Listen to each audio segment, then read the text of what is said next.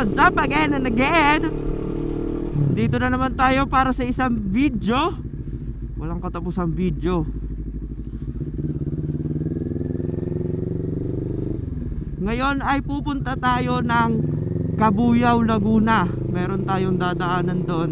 May kukunin tayo and meron tayong i-drop off. So basically magda-drop off muna tayo doon, tapos may kukunin tayong item para sa ating mahal na motor. Samahan nyo ako. Nag-uuwian na rin pala yung mga tao, no, galing pasok. Ayun, oh, ang daming mga nagbabike. So basically, bakit hindi ako nakakapag-upload this past few days? Kasi alam nyo naman, maulan yung panahon, weather. Hindi tayo makalabas ng maayos kasi pabugso-bugso yung ulan. And sobrang hirap bumiyahe ng naulan, alam nyo yan.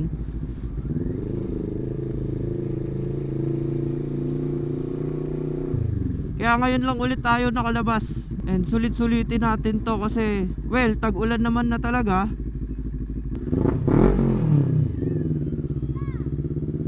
Well, nakakasatisfy talaga sa mga ano yun bata. Pag nakakita sila big bike, bomba, kahit nga minsan di big bike basta marinig lang nila maingay yung motor, yan, papabombahin na nila yan. Well, ganun din naman ako dati pag nakakakita ako sa big bike, yan, pinapabomba ko talaga yan. Kumbaga parang irgasam. Ngayon, isa na tayo sa mga tumutupad ng bomba na yung mga bata ngayon, no? Although 2-cylinder, pero okay na din, mapagtsatsagaan na din. Di man tayo kasing ingay ng mga inline 4. Goods na. Expressway tayo para mabilis lang yung biyahe. Sana di traffic sa SLEX, hindi mabigat yung daloy ng mga sasakyan. Doon tayo makakawawa Well, sana hindi na ulan sa Laguna.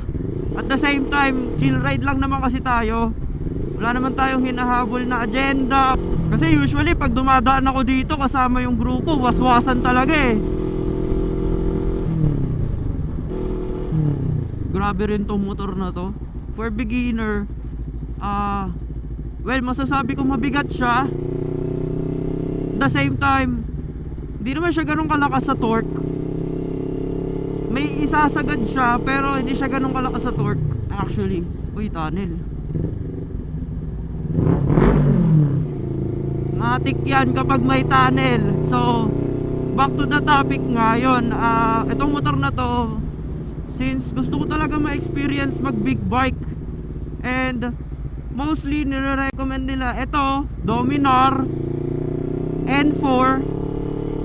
And sa nagtatanong kung bakit ito yung pinili ko or ito yung binili ko, since okay sana yung N4 Ninja 400 ng Kawasaki, pero ayoko na kasi mag sport bike, kaya napili ko tong NK 400 na to against Dominar and also Ninja 400. Kasi well, ayoko ng sport bike. Unang-una, masakit sa likod, and ayoko ng sobrang aggressive.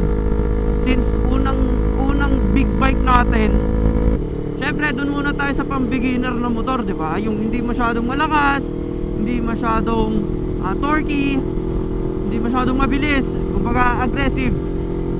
Pero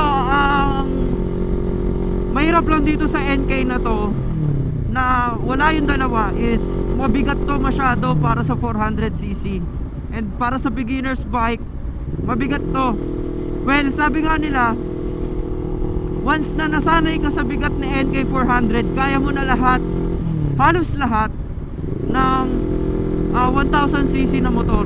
Since kasi bigatan na rin siya, halos nalalapit na lang siya sa bigat ng mga 1000cc na motor. Imagine mo 204 kilo tong motor na to. Napakabigat niya para sa 400cc. Minsan nga pag umaatras pa ako pag nagmamaniobra ako ng motor, lalo na pag galing parking yan, Talagang ang hirap niya. Nung baguhan pa lang ako, ang hirap niyang i-atras dahil sa bigat. Tapos tiptoe pa ako ng konti. Ito talaga pinili ko para rin makapag-ensayo ako, makapag-practice ako sa big bike, ganyan, na expressway, makipagbugbugan ka sa hangin dahil naked bike. Pero para sa akin, all goods naman tong motor na to. Walang problema sa akin to. Yung bigat lang niya, yung power okay naman, yung torque okay naman para sa akin. Walang problema para sa akin yung torque nito, yung power, yung speed. Well, nakakapag top speed ako pero hindi ko na di-discuss yun. Kakalinis ko lang ng motor ko. Ba't naman ganun? Kakalinis ko lang ng motor.